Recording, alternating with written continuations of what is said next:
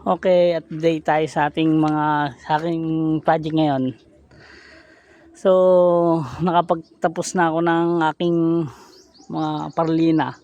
Sinepa na kinakabit natin, tapos rekta na gutter yan. Yung gutter natin kinakabit mga ka-RB. So, ano yan? Stainless na mirror type. Bali, pakita ko sa inyo magiging karuktong ng ating bubong.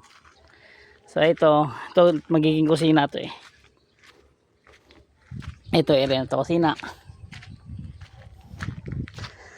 Ito yung dating parang ano nila eh. Ngayon ito na siya. Parang terrace to dati eh. Ito kusina. Hindi kami nakagawa ngayon, muulan. Kasi ito banyo. Yun, nagtatayo na rin ako rito. Ito kasi magkakaroon doon ng parang extension banyo sa taas.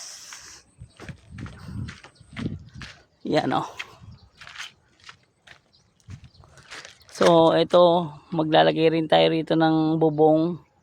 Dito yung laundry area nila, tapos yun yung magiging kusina, dirty kitchen. Ito yung yung karuktong ng bubong natin. So dito meron pa rin kasi tayong design. May kakaroon pa rin ng design tayo dyan.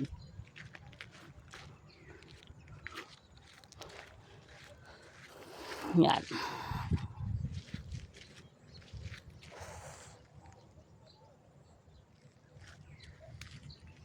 So yan, bundok na pala to. Mga RV resort kasi to. Yan, pag diniretso mo yan, dire-diretso mo yan, doon ka mapunta sa bundok. Yan project natin. Yan. Dito tayo sa harap dadaan. Ito sa kanila pa rin yan, sako pa rin nila yan.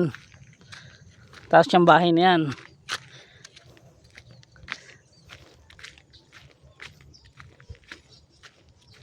Yan.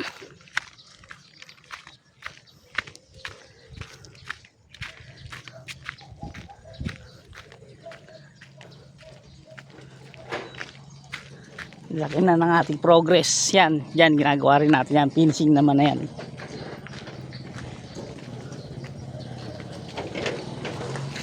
Chong, kaway ka sa vlog ko, Chong. Ha? Kaway ka sa vlog ko. Okay. Chong, ayaw mo? Ayaw mo.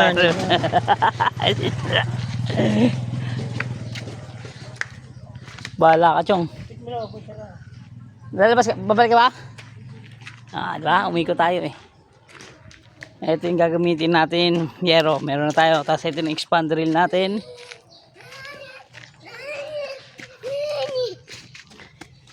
Yan yung stainless natin na kinakabit. Yan na yung stainless natin kinakabit. Ayun.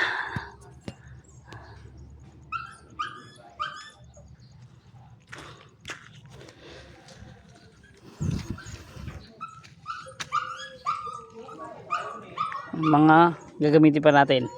Tapos ito spring sheet, gagawa tayo ng hagdanan, step na hagdanan. Tatabas natin yan.